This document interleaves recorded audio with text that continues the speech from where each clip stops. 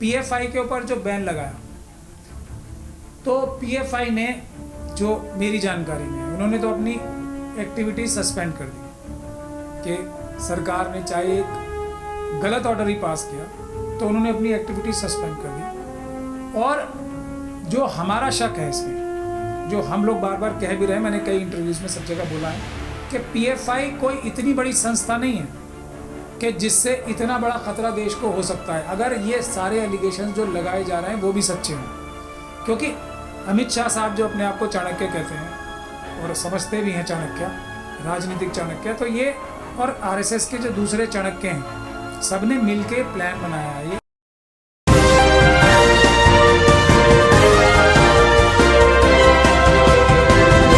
Popular front of India का नाम जो है वो लगातार देश भर में छाया रहा, उसे बैन कर दिया गया। उससे जुड़ी 8 मुस्लिम तंजीमों को भी बैन कर दिया गया। लगातार वामन मिश्रम साहब हों चाहे प्रकाश अंबेडकर हों, वो ये कहते रहे कि आप सबूत दिखाइए, अगर किसी ने कुछ गलत किया है तो हम उसके खिलाफ सड़कों पर भी उतरेंगे और आपका समर्थन करेंगे। पर सबूत पेश नहीं कर पाए। उससे पहले ही तमाम मीडिया घराने लोग जो हैं वो चलाने लगे कि साहब ये जितने भी चेहरे हैं ये सभी आतंकी हैं। किस तरीके से देखते हैं, और पीएफआई बैन के बाद आरएसएस बैन की मांग क्यों तेज हुई है आखिर? देखिए, जो ये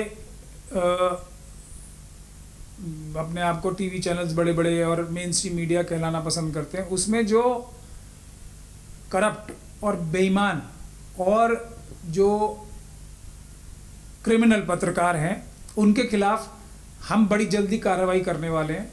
तो आप सब लोग देखेंगे कि वो लोगों का कितना अच्छा संवैधानिक इलाज जेल भेजने का उन्हें होने वाला है। वो अपनी ये सारी क्रिमिनल एक्टिविटीज़ जारी रखेंगे। ये एक तरह की क्रिमिनल एक्टिविटी है कि, और इसके लिए तो होम मिनिस्ट्री ने गाइडलाइंस जारी कर रखी हैं कि किस तरीके से प्रेस से बात की जाएगी, किस तरीके से प्रेस बात करेगी और क्या क्या बोला जाएगा और क्या नहीं बोला जाएगा। तो कानून भी है, मगर ये लोग तो आरएसएस के इशारे पर, वही फिर नर्व सेंटर आता है, ये आरएसएस के गैंग मेंबर्स हैं। गैंग मेंबर्स का लफ्ज़ मैं जानबूझ के इस्तेमाल कर रहा हूँ क्योंकि उन्हीं के इशारे पर ये एक झूठा नैरेटिव तैयार करते हैं और उस नैरेटिव को पूरी दुनिया में दिखाते हैं और पूरी दुनिया में भारत देश के प्रति नफरत पैदा कर रहे हैं। ये चाइना और पाकिस्तान के साथ मिलके जो साजिश आरएसएस कर रही है भारत को हिंदू राष्ट्र बनाने का, ये क्रिमिनल जो पत्रकार हैं उनको मैं इसीलिए क्रिमिनल मीडिया भी बोलता हूँ। ये सब पत्रकार उस बड़ी साजिश में, भारत के खिलाफ जो साजिश है उस साजिश का हिस्सा हैं। उस साजिश के हिस्से की वजह से आप लोगों ने देखा कि 57 मुस्लिम कंट्रीज़ ने भारत, जिनका सबसे अच्छा मित्र है इन 57 कंट्रीज़ का, उनसे एक खींचतान पैदा करवाई। अब इससे फ़ायदा चाइना और पाकिस्तान को हो रहा है ना। ये साजिश का हिस्सा है। जब तक हम ये नहीं समझेंगे, जब तक हम आगे नहीं चल पाएंगे। पीएफआई के ऊपर जो बैन लगाया, तो पीएफआई ने, जो मेरी जानकारी में है, उन्होंने तो अपनी एक्टिविटी सस्पेंड कर दी कि सरकार ने चाहे एक गलत ऑर्डर ही पास किया तो उन्होंने अपनी एक्टिविटी सस्पेंड कर दी। और जो हमारा शक है इसमें, जो हम लोग बार बार कह भी रहे हैं, मैंने कई इंटरव्यूज़ में सब जगह बोला है कि पीएफआई कोई इतनी बड़ी संस्था नहीं है कि जिससे इतना बड़ा खतरा देश को हो सकता है, अगर ये सारे एलिगेशन जो लगाए जा रहे हैं वो भी सच्चे हों। क्योंकि अमित शाह साहब जो अपने आप को चाणक्य कहते हैं और समझते भी हैं चाणक्य, राजनीतिक चाणक्य, तो ये और आरएसएस के जो दूसरे चाणक्य हैं, सबने मिलके प्लान बनाया है ये कि सीएएनआरसी का भी क्रेडिट देखिए आप। देश की कोई भी पॉलिटिकल पार्टी, चाहे वो बीजेपी ही क्यों ना हो, उसकी इतनी कैपेसिटी नहीं है कि वो इतने बड़े प्रदर्शन कर सके। ये सीएएनआरसी के प्रदर्शन जो थे वो देश की जनता की आवाज़ थी जो उनके दिल से निकली, इसीलिए सबने स्वयं प्रोटेस्ट किए। सिर्फ मुस्लिम महिलाएं उसे लीड कर रही थी।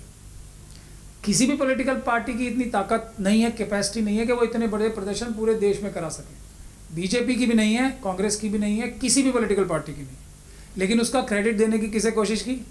पीएफआई को। क्योंकि एक झूठा दुश्मन पैदा करना जिसकी इतनी ताकत भी नहीं है, हो ही नहीं सकती इतनी ताकत, मगर क्रेडिट देने की क्यों? क्योंकि सीएएनआरसी के एकदम संविधान बचाने वाले एक एजिटेशन को बदनाम करना था, क्योंकि और तो कोई जवाब था नहीं सरकार के पास, तो पीएफआई। तो इसीलिए ये भी अभी इसीलिए कार्रवाई हो रही है कि इस देश में जो सरकार चल रही है उसने पूरा देश पाकिस्तान और चाइना के साथ मिलकर हमारा ये एलिगेशन है, इसका जवाब नहीं दे पाएगा कोई। हमारी डिफेंस पॉलिसी कॉम्प्रोमाइज़ की, हमारी ट्रेड पॉलिसी कॉम्प्रोमाइज़ की, हमें नुकसान पहुंचाया, पूरा देश लूट लिया, हर चीज़ प्राइवेटाइज कर दी, रेलवे बेच दी, एयर इंडिया बेच दी, सारे जो हमारे नवरत्न थे सब बेच खाए। उसके बाद भी अब इस सब को छुपाने के लिए पीएफआई, और क्या इनके पास, तो इतना बड़ा जो अपने सारे गंदे कारनामे छुपाने का जो एक इनके पास फॉर्मूला है, इलाज है, वो पीएफआई पे बैन। और इनके पास कुछ नहीं है बताने के लिए कि हमने जो ये पाकिस्तान के साथ मिलके, चाइना के साथ मिलके देश की सुरक्षा कॉम्प्रोमाइज़ की, देश की आंतरिक सुरक्षा और देश की फाइनेंशियल सुरक्षा वो कॉम्प्रोमाइज़ की।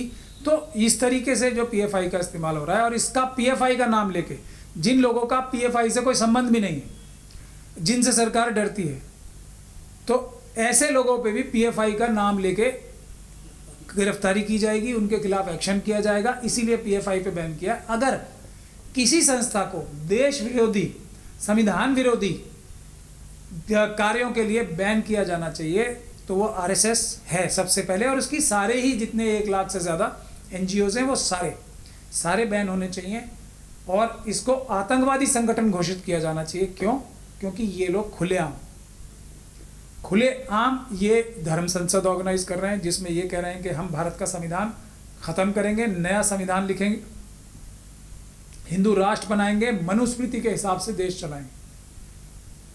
तो ये जब लोग खुलेआम इस तरह की बातें कर रहे हैं, खुलेआम आप लोगों ने सबने देखा, और सोशल मीडिया पे कितनी बार वायरल होता है, हथियार बांटे जाते हैं, हथियारों की ट्रेनिंग बच्चों को दी जाती है, कस्में खिलवाई जाती हैं सुरेश चौहान के और दूसरे जो अपने आप को सो कॉल्ड संभ्रांत लोग बोलते हैं, वो सैकड़ों की तादाद में खड़े होके ना सिर्फ कसम खाते हैं कि हिंदू राष्ट्र बनाने के लिए, यानी कि भारत का संविधान खत्म करके देश की सेना को हराकर हिंदू राष्ट्र बनाने के लिए हम जो है मरेंगे मारेंगे, इस तरह की कस्में खाते हैं, और उसके बाद भी उन लोगों को अरेस्ट नहीं किया जाता। तो ये सरकार की मिलीभगत तो है ना, सरकार की और आरएसएस की मिलीभगत से ही तो है।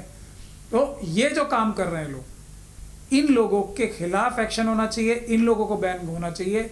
बाकी किसी भी ऑर्गेनाइजेशन में भले ही कोई कुछ काम किया हो या नहीं किया हो, वो तथ्यों पर आधारित होगा, लेकिन इन संस्थाओं ने, जो संगठन है, उन्होंने तो ये खुलेआम किया है, और वो इस काम को मना भी नहीं कर रहे हैं कि हमने नहीं किया, फिर भी उनको बैन नहीं किया जा रहा।